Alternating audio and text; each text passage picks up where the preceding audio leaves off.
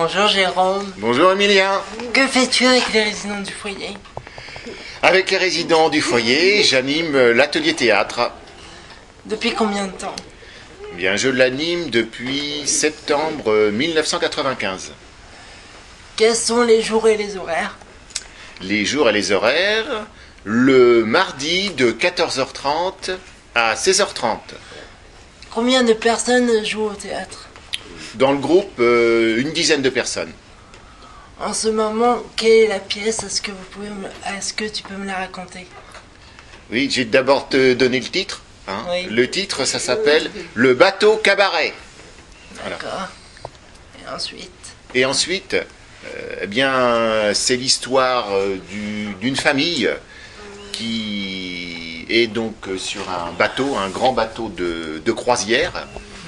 Et donc, hein, c'est une pièce collective, c'est-à-dire c'est en fonction des idées de chacun qu'on a construit un petit peu, et des envies, des idées et des envies de chacun qu'on a construit tout ça, et qu'on est arrivé à donc ce bateau cabaret. Donc c'est toute une famille qui se produit dans un genre de revue, un peu comédie musicale, avec différents sketchs, dont certains explosifs. Mais ça, ce sera pour plus tard, les surprises. Hein. Donc il y a aussi numéro de clown, il y a aussi également des moments de danse, des moments émouvants, parce que hein, c'est une histoire de famille où justement le père, le grand-père, qui est le mari de Mamita, a été kidnappé par des pirates. Et donc toute la famille est partie le rechercher. Et évidemment, il fallait de l'argent pour aller le rechercher. Donc ils ont organisé une grande croisière pour aller là-bas dans l'île aux pirates, pour aller rechercher le grand-père. Et donc,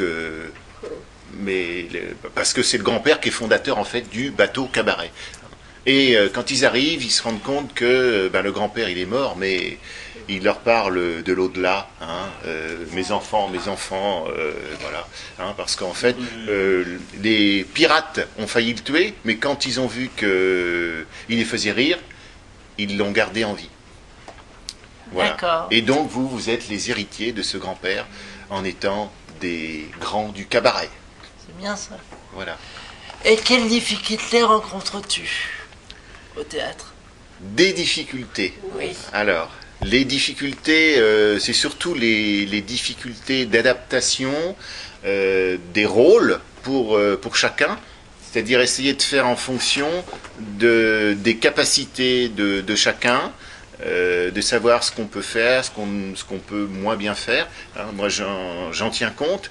Et puis qu'en même temps, ça se colle bien au travail du groupe. Hein.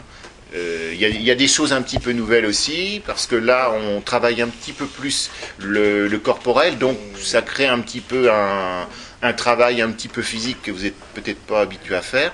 Donc ça, c'est un petit peu des difficultés, mais ce qui est...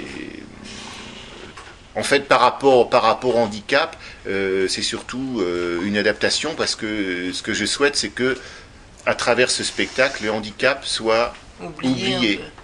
Oublié. Que vous ayez surtout et avant tout du plaisir et que vous en donniez aux spectateurs, aux futurs spectateurs. Qu'ils le ressentent. Voilà. Bon, merci Jérôme. Eh bien, merci Emilien. À bientôt. À bientôt.